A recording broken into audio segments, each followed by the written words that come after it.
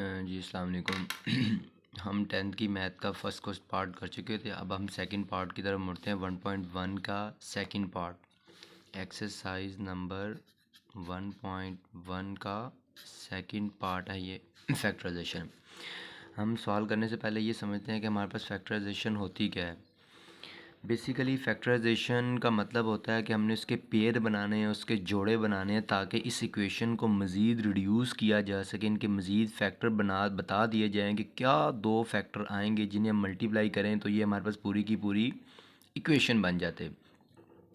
तो सबसे पहले आपने ये देखना है कि फैक्टराइजेशन करने के लिए आपने एक रूल ज़हन में माइंड में रखना है। फर्स्ट रूल ये है कि आपने पहली रकम को आखिरी रकम से मल्टीप्लाई करना है।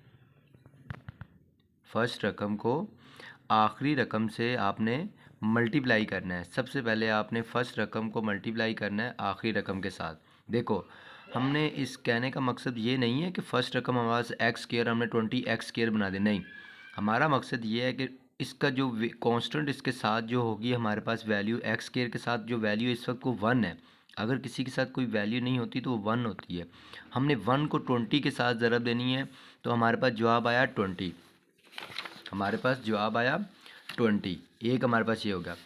दूसरा हमने इस तरह करना है कि हमने 20 के पेयर बनाने हैं। 20 के हमने पेयर बनाने हैं, जिनको हम ज़रब करें तो 20 है, जिन्हें जमा या माइनस करें तो हमारे पास -x बचना चाहिए, मीन्स हमारे पास -1 बचना चाहिए।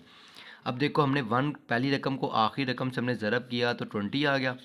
अब हमने 20 के पेयर बनाने, हमने पॉसिबिलिटी बतानी है कि देखो, अगर मैं 5 4 ज़ार 20 होता है, ठीक हो गया। फिर 2 10 ज़ार 20 होता है, ठीक होगा। फिर 21 ज़ार 20 होता है।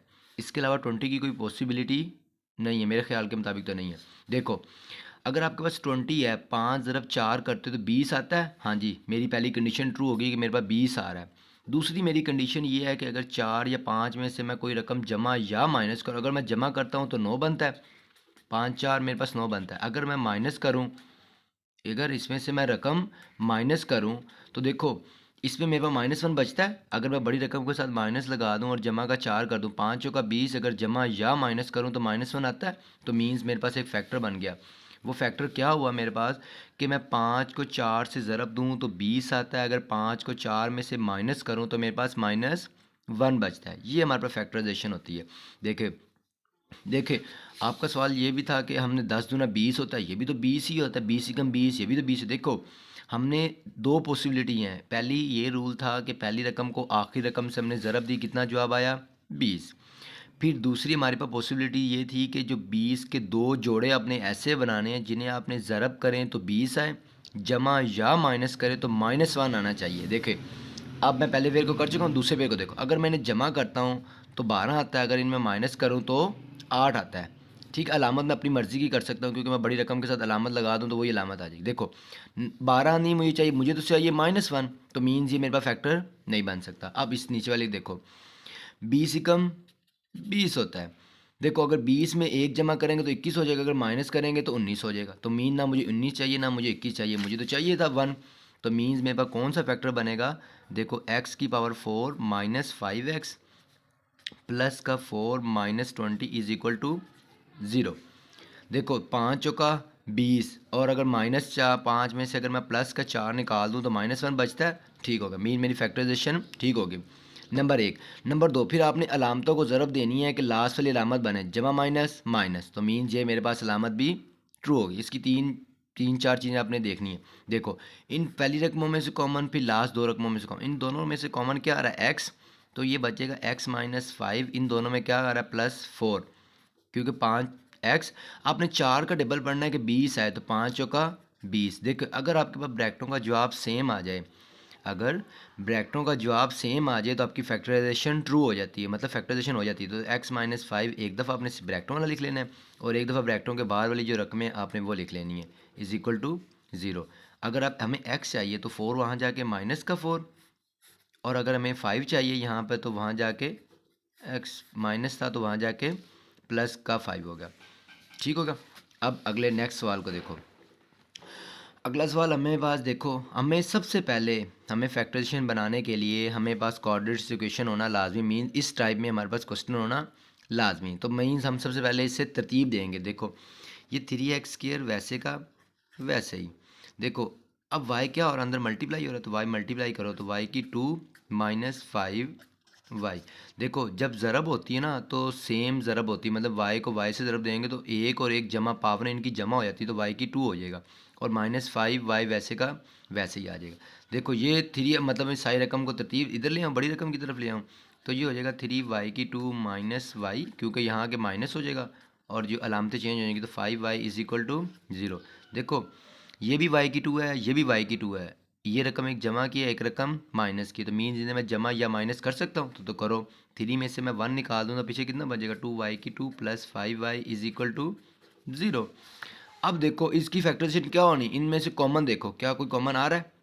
हाँ जी आ रहा है। क्या कॉमन आ रहा है? y, तो y आप कॉमन ले लो, तो ये पीछे बचेगा 2y, क्योंकि एक y से कट गया, पीछे y बच गया, और प्लस y से कट गया तो 5 बच गया।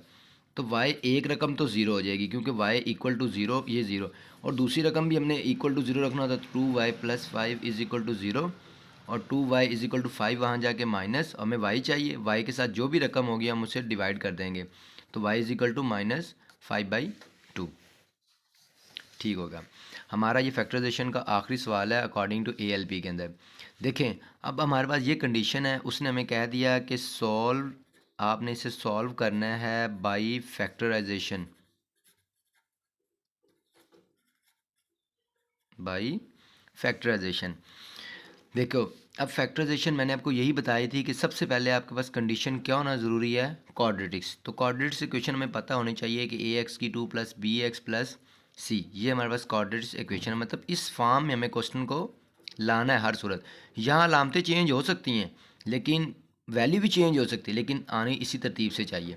देखो अगर हमारे पास बटे के अंदर रकम हो और दरमियान में जमा हो तो हम इसे किस तरीके से सॉल्व करते हैं, बाई एलसीएम के तरीके से। देखो ये भी डिफरेंट रकम है, ये भी डिफरेंट रकम है, तो इन दोनों का एलसीएम क्या आ जाएगा, एज इट ये दोनों ही रकमें आ जाएगी, मीन्स x प्लस 1 और x एलसीएम आ गया। देखो x से x कट गया और जो दूसरी रकम होती है ये ऊपर जाके मल्टीप्लाई होती है, तो ये हो जाएगा, ये देखो x प्लस 1 ये भी है और x प्लस 1 ये भी है, तो ये हो जाएगा x प्लस 1 होल का स्केयर। तो देखो दूसरी रकम अब प्लस दरमियान में अलामत प्लस की। अब x1 प्लस 1 x प्लस 1 से कट के पीछे बच गया x को x से जब मल्टीप्लाई करेंगे तो x की 2, ये 25/12 वैसे का वैसे ही। देखिए इनका फार्मूला ओपन करें, क्योंकि a प्लस बी होल की पावर 2, तो ये होता है हमारे पास a की 2 जमा b की 2 जमा 2ab, और ये प्लस x स्क्वायर वैसे का वैसे ही। अब इन्हें भी अंदर मल्टीप्लाई कर दें तो x की 2 plus x is equal to 25/12। देखो सेम रकमें होंगी तो ऐड या सब्ट्रैक्ट होंगी ना, तो देखो ये भी x की 2 है, ये भी x की 2 है, तो ये जमा होकर कितना हो जाएगा 2x की 2। देखो ये प्लस 2x वैसे का वैसे ही और प्लस 1 वैसे का वैसे ही over x square plus x is equal to 25/12। ठीक होगा। अब देखो क्रॉस मल्टीप्लिकेशन जिसे हम ज़रब चिल्ले बाई भी कहते हैं, मतलब 12 को इस रकम से ज़रब दे दो, 25 को इस रकम से ज़रब दे दो। देखो 12 इंटू 2x की 2 plus 2x plus 1 is equal to 25, और इसको हमने इससे देनी है, मतलब x की 2 प्लस x। देखिए 12 जब अंदर मल्टीप्लाई होगा तो 12 दूना 24 x की 2 वैसे का वैसे ही, फिर 12 दूना 24 x वैसे का वैसे ही। ये हमारे पास प्लस 1 था तो 12 एकम प्लस 12 एकम 12। अब 25 अंदर मल्टीप्लाई होगा तो 25x की 2 प्लस 25x। देखो अब हमने सेम रकमें बनानी, देखो ये 25x की 2 है, ये x की 2, मीन मैं सारी रकम उठा के वहाँ ले जाऊँ। ठीक होगा।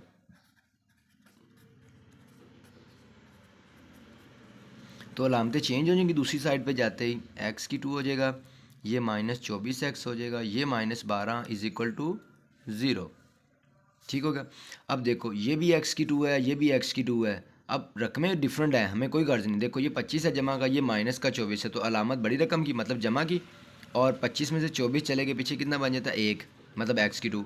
ये भी 25x है, ये -24x है, तो मतलब पीछे कितना रह जाएगा, अलामत बड़ी रकम की, x 25 में से 24 गए तो x मतलब 1, और -12 वैसे का वैसे ही।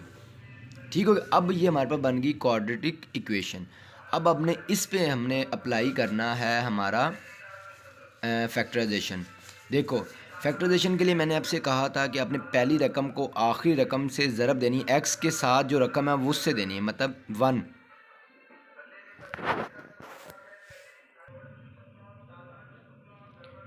जी ठीक होगा। हमने पहली रकम को आखिरी रकम से मल्टीप्लाई करना है, तो देखो हमने एक्स स्क्वायर से मल्टीप्लाई नहीं करना। अब हमने एक्स स्क्वायर के साथ वैल्यू जो भी होगी, मीन्स अगर 11 है 12 है जो भी है, उस रकम को हमने 12 से मल्टीप्लाई करना है। तो जब हमने 12, मतलब यहाँ अगर कुछ भी नहीं है तो 1 है, तो 1 को जब हम 12 से मल्टीप्लाई करेंगे तो 12 आ जाएगा। अब देखो हमने 12 की पॉसिबिलिटी बतानी है कि 12 किस किस टेबल पे आता है। देखो अगर हम 2 ज़रब 6 करें तब भी 12 आता है हमारे पास, अगर हम 3 ज़रब 4 करें तब भी हमारे पास 12 आता है, ठीक हो गया। फिर 12 ज़रब हम 12 करें फिर भी हमारे पास 12 आता है। अब हमारे पास एक कंडीशन तो ट्रू होगी कि मैंने जिन जिन दो रकमों को ज़रब दूँ कि 12 आए, उन्हीं दो रकमों को, जिन दो रकमों को मैं ज़रब दे रहा हूँ, उन्हीं दो रकमों को जमा या माइनस करूँ तो मेरे पास कितना बचना चाहिए, एक्स का, मतलब मेरे पास एक्स बचना चाहिए। देखो अगर मैं इसको ज़रब देता हूँ 12 तो आता है, मेरी पहली कंडीशन तो ट्रू होगी, लेकिन मैंने जमा या माइनस करता हूँ तो मेरे पास एक्स बनता है, नहीं बनता। देखो 6 में से 2 जमा करूँगा तो 8 हो जाएगा, अगर माइनस करूँगा तो 4 हो जाएगा, मीन्स ये फैक्टराइजेशन नहीं हो सकती। फिर ये देखो 4 ज़रब 3 12, सही हो गया, कंडीशन मतलब 12 आ गया। देखो अगर मैं 4 में से 3 माइनस कर दूँ तो 1 आता है, तो मीन्स ठीक है, ये ट्रू हो गया। अब देखो 12 ज़रब 12 करूँगा तो 12 एकम 12, ये कंडीशन ट्रू होगी। लेकिन 12 में एक जमा करूँगा 13 में, मतलब ये फैक्ट, मतलब कौन सा फैक्टर बनेगा, ये वाला 3 ज़रब 4 वाला। तो हमने यहाँ लिखना है एक्स की 2, अलामत जो है ना यहाँ पर वाली, उसके साथ आपने बड़ी रकम लिखनी, मीन्स अब 3 और 4 में से बड़ी रकम कौन सी हमारे पास 4, तो अपने प्लस का 4x लिखना है। और हम इन्हें माइनस करेंगे तो प्लस 3x आएगा ना, तो हम इसे करेंगे -3x minus 12 is equal to 0। देखो जमा माइनस माइनस, कंडीशन ट्रू होगी, 4 थी ये 12, ठीक हो गया। और 4 में से अगर मैं 3 माइनस करूँगा तो x आता है, तो मीन मेरी फैक्टराइजेशन ट्रू होगी। इन दोनों में कॉमन, फिर इन दोनों में कॉमन, इन दोनों में कॉमन आ रहा है x, तो ये हो जाएगा x प्लस 4। इन दोनों में आ रहा है, एक तो माइनस कॉमन आ रहा है, एक क्या कॉमन आ रहा है 3, तो ये 3 3 से कट गया, पीछे बच गया x, माइनस की वजह से अलामत चेंज होकर क्या हो जाएगी प्लस, तो 3 चौके 12। देखिए ब्रैकेट का जवाब सेम, तो आपकी फैक्टराइजेशन सेम। एक दफ़ा आपने इस तरह लिखना है कि मीन्स x ब्रैकेट वाला जवाब लिखना है, x इज इक्वल टू 4 है ना, तो वहाँ जाके क्या हो जाएगा -4, और एक दफ़ा x -3 है तो x इज इक्वल टू कितना हो जाएगा 3।